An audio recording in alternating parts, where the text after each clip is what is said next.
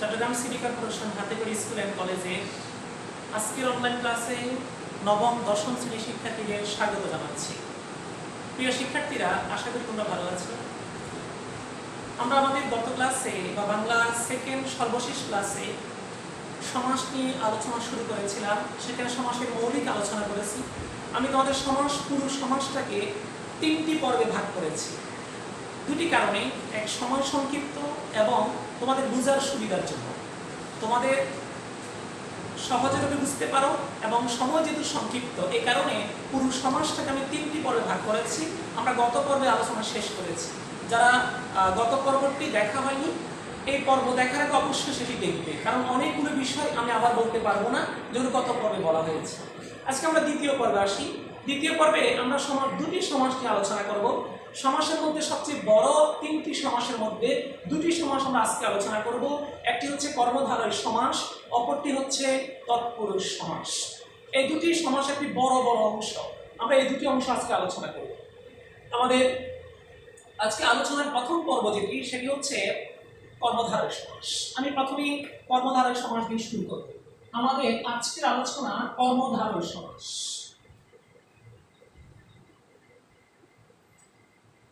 কর্মধারয় সমাস এটি আলোচনা করতে গেলে আমাদেরকে কিছু বিষয় মনে রাখতে হবে বা আলোচনায় আসবে। সেটা হচ্ছে বিশেষ্য, বিশেষণ। এই শব্দগুলো বারে বারে আমাদের আলোচনায় আসবে। তোমরা অবশ্যই জানো বা অবশ্যই তোমাদের জানা আছে যেটি, সেটি হচ্ছে বাংলা এবং ইংরেজির মধ্যে আমরা কতগুলো শব্দ সবসময় শুনে আসছি, নাউন কিংবা অ্যাডজেক্টিভ। বাংলায় বিশেষ্য, বিশেষণ, সেটি কর্মধারয় সমাসের ক্ষেত্রে বারে বারে প্রয়োগ করে। আমরা কর্মধারয় সমাস কাকে বলে এটা সংজ্ঞাটা একটু বলি। তোমাদের বইয়ে যেটা দেওয়া আছে, নবম দশম শ্রেণী মনির চৌধুরী বইয়ে এভাবে লেখা আছে।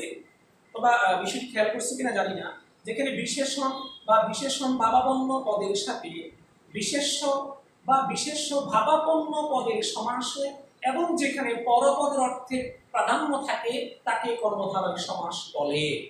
তোমরা আমি জিজ্ঞাসা করলে এটা কে বুঝছো? সবাই বললো যে স্যার আমরা কিছুই বুঝি। অর্থাৎ বিশেষণ বা বিশেষণ ভাবাপন্ন পদের সাথে বিশেষ্য বা বিশেষ্য ভাবাপন্ন পদের সমাস হয়। কেমন কেমন বিষয়টা মনে হচ্ছে? আমরা সেটা প্র্যাকটিক্যালি বাস্তবে দেখবো আজকে কিভাবে বিশেষণের সঙ্গে বিশেষ্যের সমাস হয় বা বিশেষ্যের সঙ্গে বিশেষ্যের সমাস হয়, সেটি আমরা আলোচনা করব। আমি এখন উদাহরণ দিয়ে কর্মধারয় সমাস আলোচনা করার চেষ্টা করব। প্রথমে আমরা আসি বিশেষণ এবং বিশেষ্য। আমি তখন বললাম নীল যে আকাশ,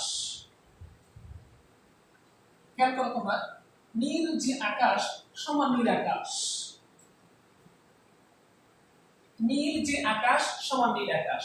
বিশেষ্য প্লাস বিশেষ্য এমন যদি আমরা দেখাই, তাহলে যিনি জজ তিনি সাহেব,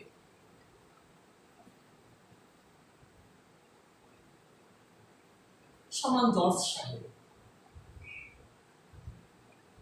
যদি বলি বিশেষণ প্লাস বিশেষ্য, আমরা বললাম যে চালাক সেই চতুষ, সমান চালাক চতুষ।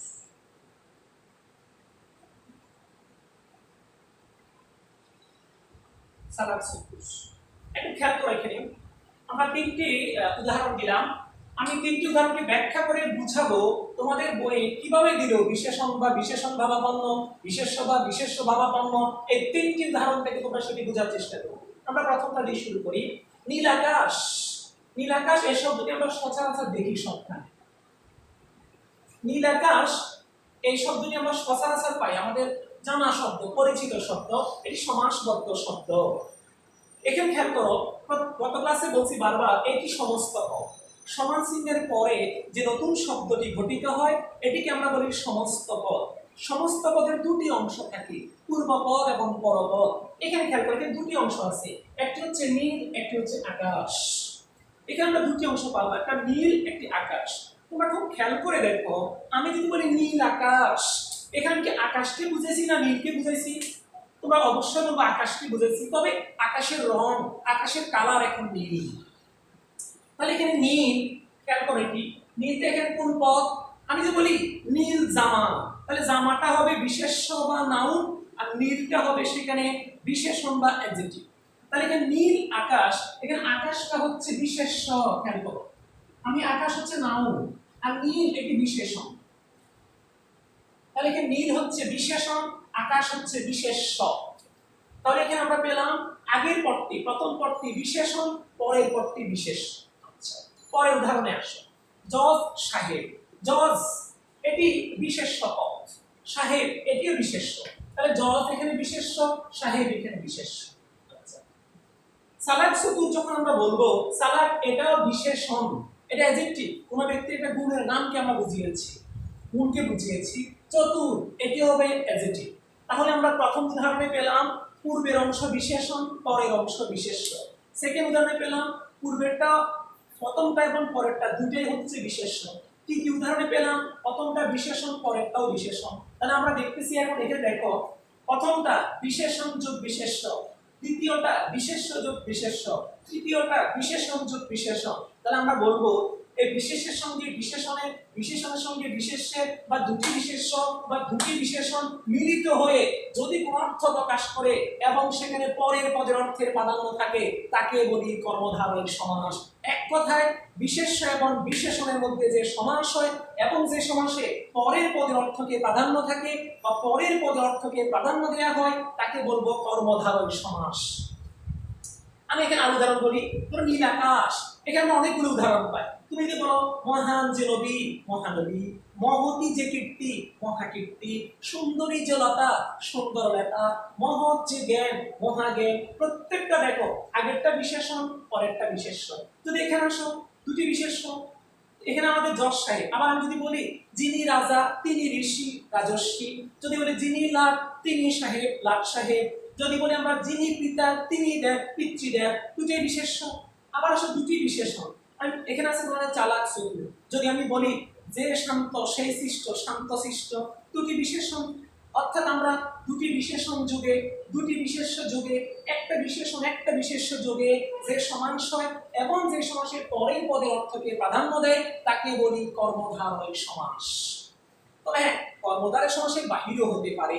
যেমন কার্য পরম্পরা বুঝাতে কর্মধারয় হয়, অর্থাৎ একটা কাজের পরে আরেকটা কাজ বুঝাতে, একটি কাজ শেষ হয়ে অন্য আরেকটি কাজ শুরু বুঝাতে, সেটিও কর্মধারয় সমাস হয়। যেমন তোমাদের মনে একটা উদাহরণ দেওয়া আছে, ধোয়া মোছা, মনে পড়ে কিনা দেখো, আগে ধোয়া পরে মোছা। অর্থাৎ কোনো কাজ একটির পরে একটি বুঝালে সেখানেও কর্মধারয় সমাস হয়। আরেকটি বিষয় মনে রাখতে হবে, কর্মধারয় সমাসে যেমন আমি একটা উদাহরণ দিই। যেমন ধরো মহান যে রাজা, সমান মহারাজ। এখানে একটি বিষয় খেয়াল রাখবা, আমাদের এই ব্যাস বাক্যে আছে কিন্তু রাজা, ব্যাস বাক্যে আছে রাজা, কিন্তু সমস্ত পদে আছে সেটি রাজ।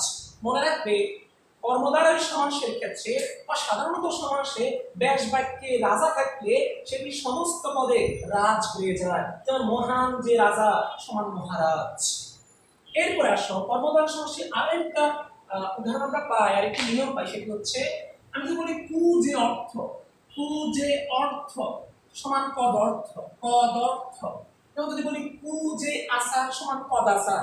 কর্মধারয় সমাসে ব্যাস বাক্যে কু থাকলে সমস্ত পদে সেটি পদ হয়ে যায়। কি বললাম? কর্মধারয় সমাসে সাধারণত ব্যাস বাক্যে কু থাকলে সমস্ত পদে সেটি পদ হয়ে যায়। যেমন কু যে অর্থ পদার্থ, কু যে আচার পদাচার। তাহলে আমরা কয়েকটি বিষয় জানলাম।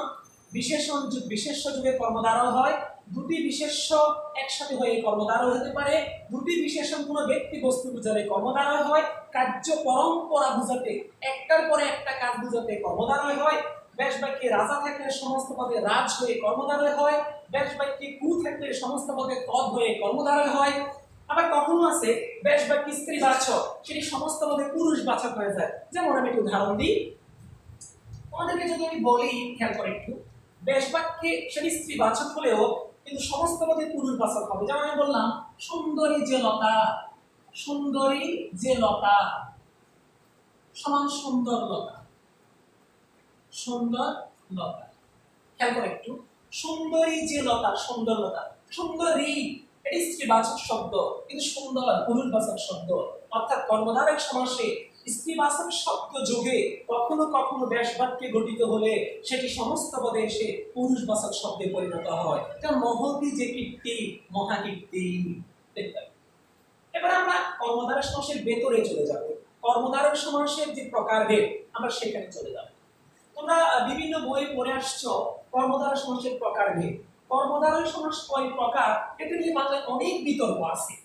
কোন কোন বইয়ে দেখা যায় কর্মধারয় সমাস 3 প্রকার, কোন কোন বইয়ে দেখা যায় কর্মধারয় সমাস 4 প্রকার, কোন কোন বইয়ে দেখা যায় কর্মধারয় সমাস 5 প্রকার, আবার কোন কোন বইয়ে এটিকে একটু ভিন্নভাবে উপস্থাপন করে, সেখানে বলে কর্মধারয় সমাস বিভিন্ন প্রকারের হয় বা কয়েক প্রকারের হয়। যেমন তোমাদের নবম দশম শ্রেণীর ব্যাকরণ বইয়ে দেয়া আছে কর্মধারয় সমাস কয়েক প্রকারের।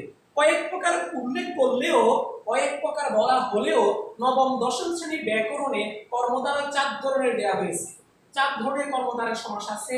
মধ্যপদলোপী কর্মধারয় সমাস, উপমান কর্মধারয় সমাস, উপমিত কর্মধারয় সমাস এবং রূপক কর্মধারয় সমাস। 4টা বলছি, মধ্যপদলোপী, উপমান, উপমিত এবং রূপক কর্মধারয়, এই 4টি সমাসের উল্লেখ করেছি। আমরা একটা একটা আলোচনা করব।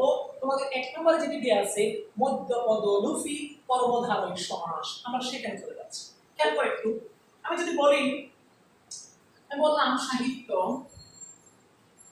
সাহিত্য বিষয়ক সভা সমান সাহিত্য সভা। সাহিত্য বিষয়ক সভা সমান সাহিত্য সভা। আমি বললাম হাতে চালানো পাখা, হাতে চালানো পাখা সমান হাত পাখা, হাতে চালানো পাখা সমান হাত পাখা। এরপরে আরেকটি উদাহরণ দিলাম মোম নির্মিত বাতি, মোম নির্মিত বাতি সমান মোমবাতি, মোম নির্মিত বাতি মোমবাতি। 3টি উদাহরণ দিলাম, খেয়াল করে একটু। সাহিত্য বিষয়ক সভা, সাহিত্য সভা, আমি প্রথমে বলে রাখি এটি মধ্যপদলোপী কর্মধারয় সমাস। এবং মধ্যপদলোপী কর্মধারয় সমাস কাকে বলে, কেমন হবে, সেটি এখন আলোচনা করছি। প্রথমে আসো, এখানে দেখো ব্যাস বাক্যে 3টি শব্দ আছে, সাহিত্য বিষয়ক সভা। এখানে 3টা শব্দ, সাহিত্য একটা, বিষয়ক একটা, সভা একটা। কিন্তু এই সাহিত্য এই শব্দটা এখানে আছে, সমস্ত পদে আছে। সভা এই শব্দটি সমস্ত পদে আছে, কিন্তু এখানে মাঝখানে একটা শব্দ ছিল বিষয়ক। এই ব্যাস বাক্যের মাঝখানে যে শব্দটি, খেয়াল করো সবাই, ব্যাস বাক্যের মাঝখানে যে শব্দটি বিষয়ক, এই শব্দটি কিন্তু সমস্ত পদে নেই। অর্থাৎ এই ব্যাস বাক্যের মাঝখানে মধ্যপদটি এখানে লোপ পেয়ে গেছে, হারিয়ে গেছে। এখানে দেখো হাতে চালানো পাখা, হাত এখানে আছে, পাখা আছে, চালানো এই শব্দটা হারিয়ে গেছে। মোম নির্মিত বাতি, নির্মিত হারিয়ে গেছে। তাহলে প্রত্যেকটা ব্যাস বাক্যে মধ্যপদ মাঝখানের পদটি সমস্ত পদে হারিয়ে গেছে, বিলুপ্ত হয়ে গেছে, লোপ পেয়ে গেছে। মনে রাখবে যে কর্মধারয় সমাসে ব্যাস বাক্যের মধ্যপদ বা মাঝখানের পদটি সমস্ত পদে হারিয়ে যায়, লোপ পেয়ে যায় এবং একই সাথে পরপদের অর্থের প্রাধান্য থাকে, তাকে বলে মধ্যপদলোপী কর্মধারয় সমাস। তুমি পরের পদের প্রাধান্যটা খেয়াল করে একটু। আমি হাত পাখা বলতে হাতকে বুঝাচ্ছি না পাখাকে বুঝাচ্ছি? তোমরা বলো পাখাকে বুঝাচ্ছি। আমি মোমবাতি বলতে কিন্তু মোম না একটা বাতি বুঝাচ্ছি, বাতিকে বুঝাচ্ছি। আমি সাহিত্য সভা বলতে সভাকে, মিটিংটাকে বুঝাচ্ছি। তাহলে আমরা পরের পদের অর্থকে প্রাধান্য দিচ্ছি। আবার এগুলোকে যখন ব্যাস বাক্যে লিখবো, সেখানে যে মধ্যপদটা সেটি সমস্ত পদে নেই। তাহলে মধ্যপদলোপী সমাস 2টি বিষয় মনে রাখবা। 1, ব্যাস বাক্যের মধ্যপদ বিলুপ্ত হয়ে যাবে, সমস্ত পদে এসে। 2, সেখানে পরপদের অর্থের প্রাধান্য থাকবে, তখন তাকে আমরা বলবো মধ্যপদলোপী কর্মধারয় সমাস। অর্থাৎ যে কর্মধারয় সমাসে মাঝখানে পদটি লুপ্ত হয়ে যায়, হারিয়ে যায়। এবার আমরা যে সমাসটি আলোচনা করব সেটি হচ্ছে উপমান এবং উপমিত। বাংলা ব্যাকরণে খেয়াল করো ভালো করে, তোমরা যারা সমাস মোটামুটি পড়েছো বা সমাস নিয়ে তোমাদের ভালো পড়াশোনা আছে, তোমরা দেখবে বাংলা ব্যাকরণে সমাসের আলোচনা করতে গেলে বা সমাস পড়তে গেলে তোমরা একটা জায়গায় খুব বেশি বিভ্রান্তিতে পড়ে যাও, সেটি হচ্ছে উপমান কর্মধারয় সমাস এবং উপমিত কর্মধারয় সমাস। আমার বিশ্বাস আজকে আলোচনার পরে তোমরা এটা বের করতে পারবে। খুব ভালো করে খেয়াল করবা, উপমান এবং উপমিত এই দুটি এক না, সম্পূর্ণ ভিন্ন, সম্পূর্ণ আলাদা। আমি একটু আলোচনা শুরুতে একটি বিষয় বলি রাখি, সেটা হচ্ছে উপমা। উপমা শব্দ হচ্ছে তুলনা, এটা খেয়াল রাখবেন। আমরা উপমান এবং উপমিত সমাস এই দুটি আলোচনা করার আগে বলে রাখি, উপমান শব্দ হচ্ছে তুলনা। যদি বলি উপমান, উপমান শব্দ হচ্ছে তুলনীয় বস্তু, তুলনীয় বস্তু, এই দুটি অর্থকে মনে রাখবা। উপমা শব্দের অর্থ তুলনা, আর উপমান শব্দের অর্থ হচ্ছে তুলনীয় বস্তু। এই দুটি মনে রাখলে আমাদের একটু সহজ হবে। এবার এখানে আরেকটা বিষয় বলে রাখি তোমাদেরকে, উপমান এবং উপমিত সমাস বের করতে গেলে আমাদেরকে দুটি পদ চিনতে হয়। কোন পদটা উপমান পদ, কোন পদটা উপমিত পদ, সেটি বের করতে হবে। সেটি বের করার জন্য আরেকটি বিষয় লিখে দিচ্ছি, তোমরা মনে রাখবে যেটি, এখানে প্রত্যক্ষ এবং পরোক্ষ দুটি শব্দ পাবে তোমাদের বইয়ে। প্রত্যক্ষ কি? প্রত্যক্ষ হচ্ছে আমরা যেটা সরাসরি দেখি সেটাকে বলে প্রত্যক্ষ। আর পরোক্ষ, পরোক্ষ হচ্ছে আমরা যেটা সরাসরি দেখি না সেটা হচ্ছে পরোক্ষ। এখানে আমি দুটি শব্দ উল্লেখ করি। প্রত্যক্ষ পদ বলতে এখানে উপমান পদকে বোঝায়, আর প্রত্যক্ষ বলতে আমরা বুঝবো উপমান নয়, উপমিত বা উপমেয় পদকে বুঝবো। এখানে হবে উপমিত অথবা উপমেয়। তাহলে আমরা বলছি প্রত্যক্ষ পদ বলতে আমরা উপমিত বা উপমেয় পদকে বুঝবো, আর পরোক্ষ পদ বলতে উপমান পদকে বুঝবো। তাহলে আমরা প্রত্যক্ষ, পরোক্ষ, উপমান, উপমান এই চারটি শব্দ মনে রাখবো, না হলে আমরা এই দুটি সমাস করতে পারবো না। আবার বলছি, উপমান শব্দ তো তুলনা, উপমান তুলনীয় বস্তু। আর এই উপমান এবং উপমিত সমাস বের করতে গেলে আমাদেরকে অবশ্যই যেটি মনে রাখতে হবে, প্রত্যক্ষ কোনটি, পরোক্ষ কোনটি। প্রত্যক্ষ বলতে আমরা বুঝবো যেটা চোখের সামনে সরাসরি দেখা যায়, আর পরোক্ষ বলতে আমরা বুঝবো যেটা চোখের সামনে সরাসরি দেখা যায় না, অর্থাৎ আমাদের চোখের সামনে নেই, সেটি পরোক্ষ। এখানে খেয়াল করো তোমরা, আমি এবার উপমান উপমিত একই সাথে আলোচনা করব। আমি দুটি করে উদাহরণ দেব, তোমরা বিষয়টি একটু মনোযোগ সহকারে দেখবা। আমি দুটি সমাসই একসাথে লিখতেছি। প্রথমে আসি উপমান কর্মধারয় সমাস, আবার এপাশে আমরা লিখব উপমিত কর্মধারয় সমাস। আমি দুটি একসাথে দেখাচ্ছি, একই সাথে দেখালে তোমরা বুঝতে সহজ হবে কোনটি উপমান কর্মধারয় সমাস, কোনটি উপমিত কর্মধারয় সমাস। এই দুটো আমি একই সাথে দেখানোর চেষ্টা করছি। খেয়াল করো, প্রথমে আমি উপমানটা লিখতেছি একটি করে। আমি বললাম ভ্রমরের ন্যায় কৃষ্ণ সমান ভ্রমর কৃষ্ণ। আবার বলছি ভ্রমরের ন্যায় কৃষ্ণ সমান ভ্রমর কৃষ্ণ। আবার বললাম তুষারের ন্যায় শুভ্র, তুষারের ন্যায় শুভ্র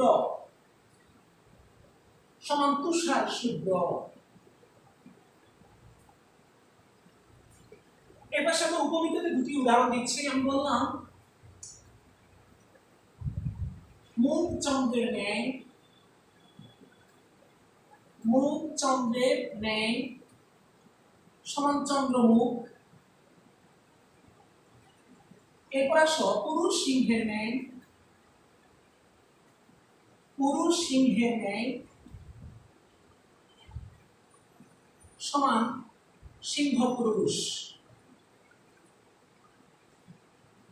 এই চারটি উদাহরণ দিয়ে আমি আজকে উপমান এবং উপমিত কর্মধারয় বুঝাবো। তোমরা ভালো করে খেয়াল করো বিষয়গুলো, কি কি পার্থক্য আছে, আমরা কিভাবে বের করব কোনটা উপমান কর্মধারয়, কোনটা উপমিত কর্মধারয়। প্রথমে বলে রাখি, আমরা মাঝে মাঝে তোমরা আমরা সবাই যে কোনো কিছুতে একটা কোনো কিছুকে অন্য কিছুর সাথে তুলনা করি। ধরো তুমি বললা আমার এই কলমে এই অংশটা কালো, তুমি বললা স্যার এটা কেমন কালো, এটা ভ্রমরের মতো কালো। আবার ধরো আমার এই বোর্ডটা এটা একেবারে সাদা, দবদবে সাদা, তুমি হুট করে বললা স্যার এটা একেবারে বরফের মতো সাদা, তুষারের মতো সাদা। তাই আমরা কখনো কখনো প্রত্যক্ষ কোনো বস্তুকে পরোক্ষ কোনো বস্তুর সাথে তুলনা করি। তোমার এই বোর্ডটা এটা প্রত্যক্ষ, এই কলমটা এটা প্রত্যক্ষ। আমি যদি এই বোর্ডটাকে তুষারের সাথে তুলনা করি, এখানে বোর্ড হচ্ছে প্রত্যক্ষ, তুষার হচ্ছে পরোক্ষ। আমি যদি একটা কলমকে একটা ভ্রমরের সাথে তুলনা করি, কলম এখানে প্রত্যক্ষ, ভ্রমর এখানে পরোক্ষ। তাহলে আমরা উপমান এবং উপমিত সমাসে দুটি বিষয় পাবো, প্রত্যক্ষ বস্তু, পরোক্ষ বস্তু। প্রত্যক্ষ একটা পদ, পরোক্ষ একটা পদ, এটি মনে রাখার চেষ্টা করো। সেক্ষেত্রে আমি এখন একটা একটা উদাহরণ ব্যাখ্যা করছি। প্রথমে এটাতে আসো, আমি এটা দিয়ে শুরু করি। মুখ চন্দ্রের নেই, ধরো তোমার সামনে একটা ছোট্ট পিচ্ছি ছেলে আছে, তুমি বললা এই ছেলেটার চেহারা কি সুন্দর, চাঁদের মতো সুন্দর। তাহলে আমি এই ছোট্ট শিশুর মুখটাকে চাঁদের সাথে তুলনা করছি। আমি যদি জিজ্ঞাসা করি এখানে মুখটা কি প্রত্যক্ষ না পরোক্ষ, তোমরা বলবো প্রত্যক্ষ, এখানে চাঁদ, বলবো পরোক্ষ। মনে রাখবা প্রত্যক্ষ যে পদটি তাকে বলে উপমিত পদ অথবা উপমেয় পদ। আমি এখানে লিখছি, খেয়াল করো, প্রত্যক্ষ পদটিকে বলে উপমিত বা উপমেয়। আর এই ছোট্ট শিশুর মুখটাকে আমি কিসের সাথে তুলনা করছি? তোমার বলবো চাঁদের সাথে। চাঁদ কি এখানে প্রত্যক্ষ না পরোক্ষ? পরোক্ষ। আর এই পরোক্ষ পদকে বলে উপমান। তাহলে আমরা মনে রাখবো প্রত্যক্ষ যে বস্তুটি বা প্রত্যক্ষ যে ব্যক্তি যাকে তুলনা করব তাকে আমরা বলবো উপমিত পদ বা উপমেয় পদ। আর যার সাথে তুলনা দেব পরোক্ষ যে বস্তু বা ব্যক্তির সাথে তাকে বলবো আমরা উপমান পদ। এখন খেয়াল করো যেটি, সেটি হচ্ছে এখানে আমি প্রত্যক্ষ পরোক্ষ দুটি বিষয় বললাম। এবার তুলনা দেওয়ার সময় আমরা একটা গুণ বা ধর্ম বুঝাই। কেমন? তোরা আমি বললাম এই ছোট্ট শিশুর চেহারাটা চাঁদের মতো সুন্দর, এখানে গুণ কি বলতে পারবা? এখানে গুণ হচ্ছে সুন্দর। আমি বললাম এই কলমটি, আমি বললাম এই কলমের এই অংশটি এটি ভ্রমরের মতো কালো, এখানে গুণ কোনটি জানো? গুণ হচ্ছে কালো। অর্থাৎ আমরা যখন তুলনা করি তখন মাঝে একটা গুণ বা ধর্ম আসে, একটা বৈশিষ্ট্য আসে। তাহলে এখানে তিনটি বিষয় আসবে, একটা প্রত্যক্ষ, একটা পরোক্ষ।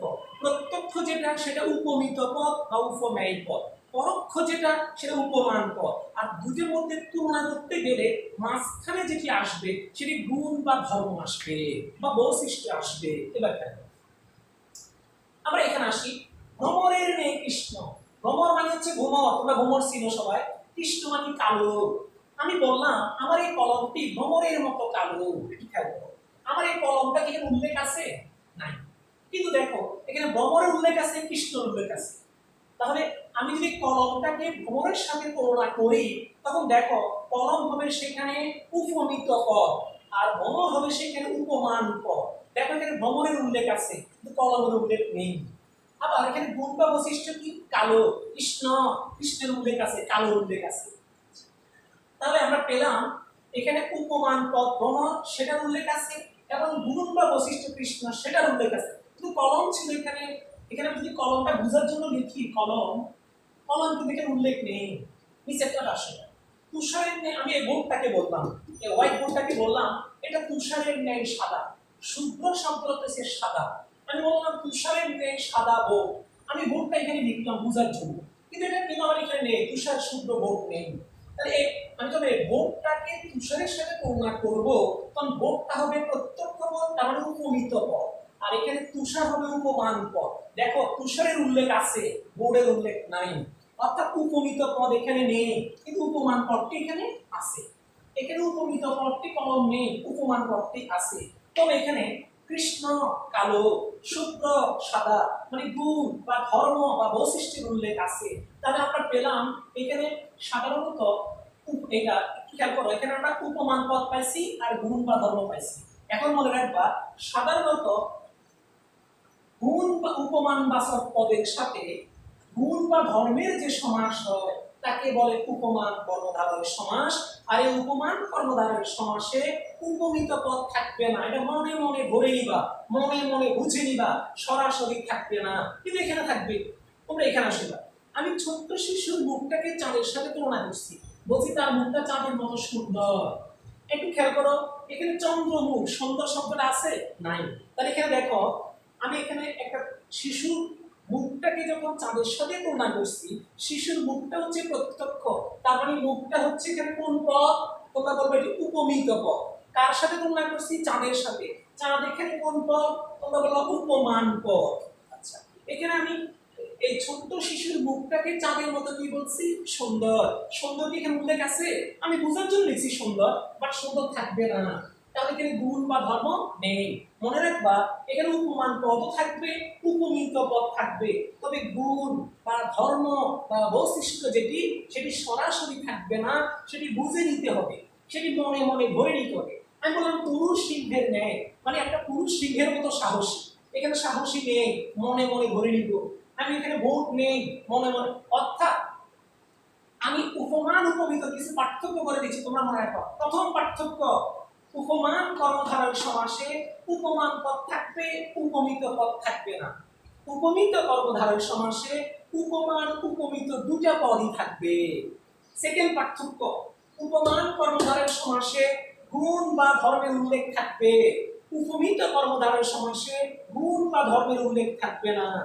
তৃতীয় পার্থক্য, উপমান কর্মধারয় সমাসে সাধারণত নেই বসে ব্যাস বাক্যের মাঝখানে, আর উপমিত কর্মধারয় সমাসে নেই বসে ব্যাস বাক্যের শেষে। 4 নম্বরের পার্থক্য, এটি সবচেয়ে গুরুত্বপূর্ণ পার্থক্য। সবকিছু ভুলে গেলেও একটা কথা অবশ্যই মনে রাখবা, সবকিছু ভুলে গেলেও একটি কথা অবশ্যই মনে রাখবা, সেটি বলছি, খুব ভালো করে খেয়াল করো।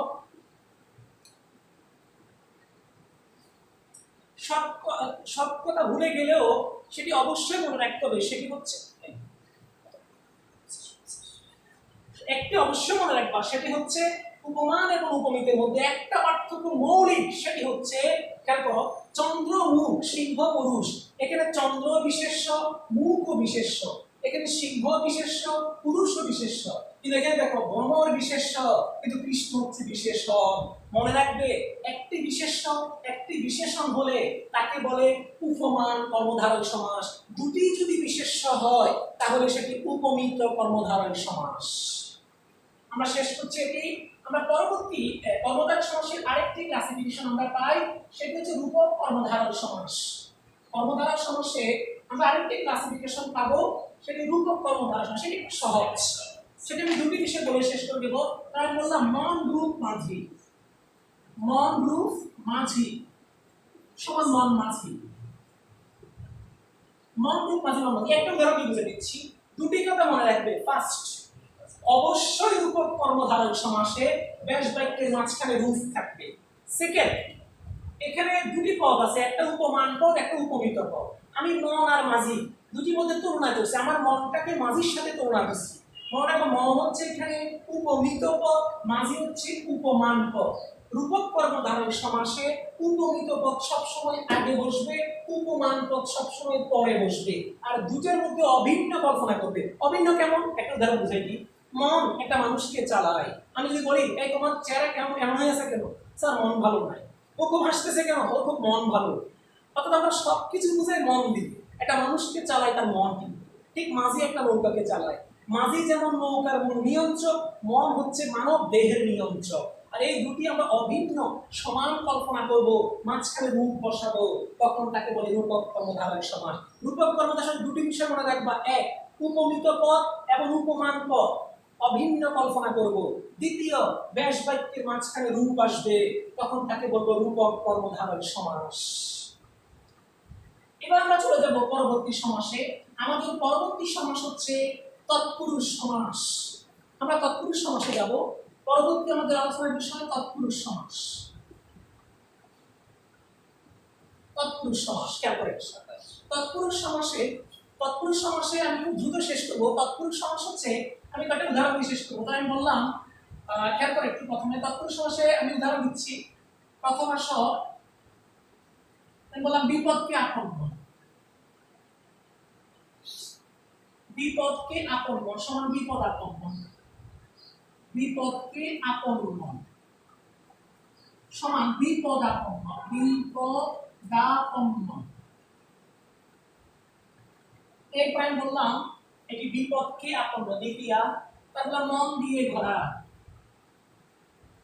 মন দিয়ে ভরা সমান মন ভরা তৃতীয়া। তারপর আমরা বললাম আরামের জন্য কেদারা, আরামের জন্য কেদারা সমান আরাম কেদারা। তারপর আমরা বললাম প্রাণের চেয়ে প্রিয়, প্রাণ প্রিয়, প্রাণের চেয়ে প্রিয় সমান প্রাণ প্রিয়। তারপরে বললাম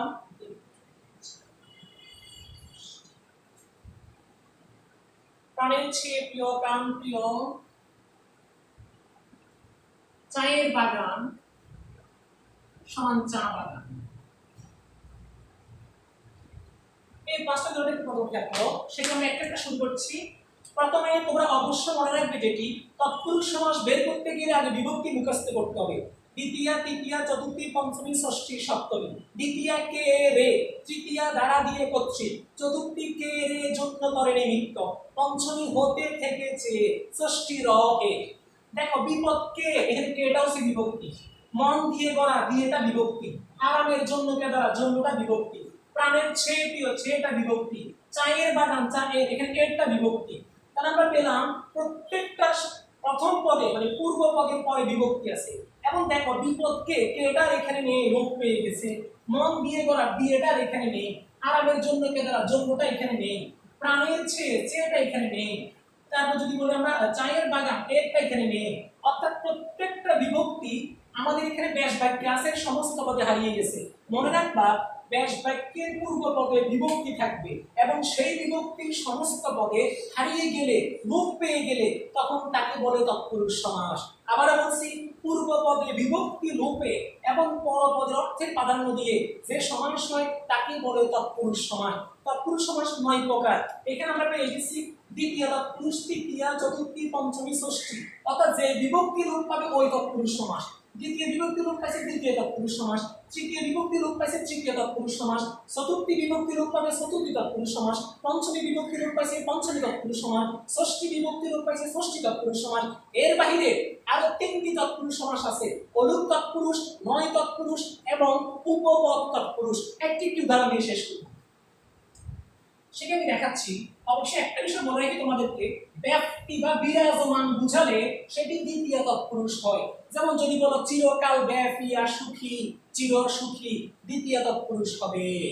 আমি অলুক একটা দেখাই। প্রথমে আমি বললাম তোমাদেরকে গরুর গাড়ি, খেয়াল করে একটু, গরুর গাড়ি এটি ব্যাস বাক্য। সমস্ত মধ্যে আমি বললাম গরুর গাড়ি। একটু খেয়াল করো তো, গরু, এখানে গরু হচ্ছে মূল শব্দ, রটা এখানে বিভক্তি, ষষ্ঠী বিভক্তি।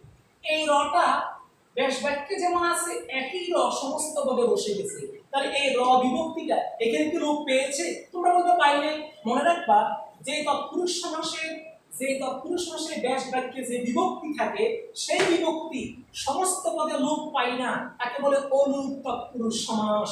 যেমন গরুর গাড়ি, গরুর গাড়ি, সোনার তরী, সোনার তরী, কলের গান, কলের গান ইত্যাদি। তাহলে অলুক তৎপুরুষ আমরা কি বলবো? ব্যাস বাক্যে যে বিভক্তি থাকবে সেটি সমস্ত পদে লোপ পাবে না, সমস্ত পদে থেকে যাবে, হারিয়ে যাবে না, সেটি অলুক তৎপুরুষ সমাস। এবার সেই নয় তৎপুরুষ আমি দুটি উদাহরণ আমি বললাম নয় বিশ্বাস, তুমি বলো অবিশ্বাস, নয় বিশ্বাস অবিশ্বাস। বললাম নয় জানা অজানা, এখানে নয় একটা শব্দ বসাইছি, খেয়াল করো এটা একটা অব্যয় পদ। সাধারণত যে তৎপুরুষ সমাসে ব্যাস বাক্যের পূর্ব পদে ন, নেই, নাই, নয় এই অব্যয়গুলো বসে, এই অব্যয় নেগেটিভ অর্থে ব্যবহার হয়, না বোধক অর্থে ব্যবহার হয়, তখন সেই তৎপুরুষ সমাসকে আমরা বলি নয় তৎপুরুষ সমাস। যেমন ন জানা অজানা, নয় কাজ অকাজ, নয় বিশ্বাস অবিশ্বাস, ন লৌকিক অলৌকিক। অর্থাৎ নেগেটিভ অর্থে বুঝালে সেটি নয় তৎপুরুষ সমাস হয়। সর্বশেষ যেটি আমাদের লাস্ট তৎপুরুষ সমাস যেটি, সেটি হচ্ছে আমাদের উপপদ তৎপুরুষ সমাস। আমি দুটি উদাহরণ দিচ্ছি। এখন বললাম পকেট মারে যে সমান পকেট মার, পকেট মার একই শব্দ পকেট মার। আবার আমি বললাম ঘরে জলে চড়ে যে, জলে চড়ে যে বাজা সমান জলচর। একটু খেয়াল করো, জলে চড়ে যে জলচর, পকেট মারে যে পকেট মার।